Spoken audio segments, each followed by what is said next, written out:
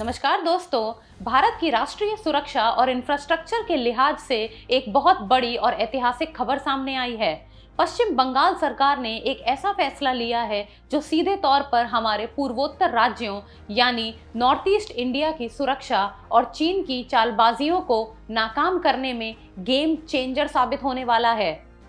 बंगाल सरकार ने रणनीतिक रूप से बेहद संवेदनशील चिकन नेक यानी कि सिलीगुड़ी कॉरिडोर के पास के 7 प्रमुख नेशनल हाईवे स्ट्रेच यानी कि नेशनल हाईवेज को केंद्र सरकार की एजेंसियों NHAI और NHIDCL को सौंपने की मंजूरी दे दी है। इतना ही नहीं, भारत बांग्लादेश सीमा पर लंबे समय से लंबित फेंसिंग यानी कि बाड़ लगाने के लिए बॉर्डर सिक्योरिटी फोर्स यानी BSF को लगभग 120 एकड़ जमीन सौंपने का काम भी तेजी से शुरू हो चुका है। आज के इस वीडियो में हम समझेंगे कि ये हाईवे कौन से हैं और आखिरकार इस छोटे से चिकन नेक इलाके का केंद्र सरकार के हाथ में आना भारत के लिए इतना जरूरी क्यों था। सबसे पहले बात करते हैं फैसले की। राज्य लोक निर्माण विभाग यानी कि PWD के अधीन आने वाले ये 7 हाईवे लंबे समय से अटके पड़े थे, जिससे रक्षा और नागरिक दोनों ही इंफ्रास्ट्रक्चर का काम रुका हुआ था।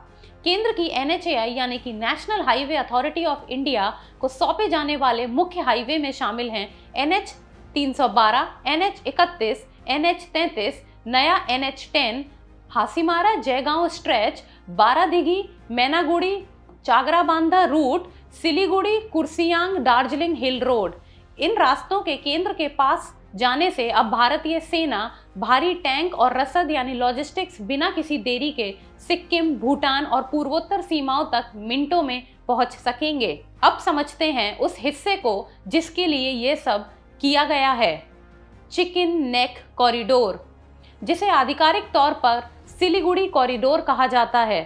अगर आप भारत के नक्शे को ध्यान से देखें तो पूर्वोत्तर के 8 राज्यों जैसे कि असम, अरुणाचल प्रदेश, नागालैंड, मणिपुर, मिजोरम, त्रिपुरा, मेघालय और सिक्किम, इनको मुख्य भूमि भारत यानी कि मेनलैंड इंडिया से जोड़ने वाली जमीन का एक बेहद संकरा टुकड़ा दिखाई देगा। इसका आकार एक मुर्गे की गर्दन यानी कि चिकन्स नेक जैसा है, इसलिए इसका यह नाम पड़ा।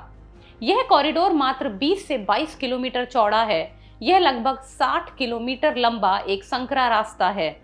यह इलाका पश्चिम बंगाल के सिलीगुड़ी शहर के आसपास केंद्रित है। इसके उत्तर में भूटान, दक्षिण में बांग्लादेश और पश्चिम में नेपाल की सीमा लगती है। यानी यह एक ऐसा जंक्शन है जो चारों तरफ से अंतर्राष्ट्रीय सीमाओं से घिरा हुआ है। अब सवाल उठता है कि ये 22 किलोमीटर की पट्टी भारत के लिए इतनी संवेदनशील क्यों है। मिलिट्री की भाषा में इसे भारत का सबसे बड़ा चोक पॉइंट कहा जाता है। इसके ठीक उत्तर में तिब्बत का चुम्बी वैली क्षेत्र है, जहां चीन की पीपल्स लिबरेशन आर्मी का भारी सैन्य जमावड़ा रहता है। 2017 में हुआ डोकलाम विवाद इसी क्षेत्र के करीब हुआ था।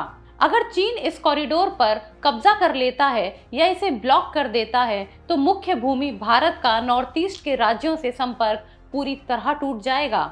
हमारे 8 राज्य अलग थलग पड़ जाएंगे और वहां तैनात भारतीय सेना की टुकड़ियों तक रसद या कुमुक पहुंचाना नामुमकिन हो जाएगा।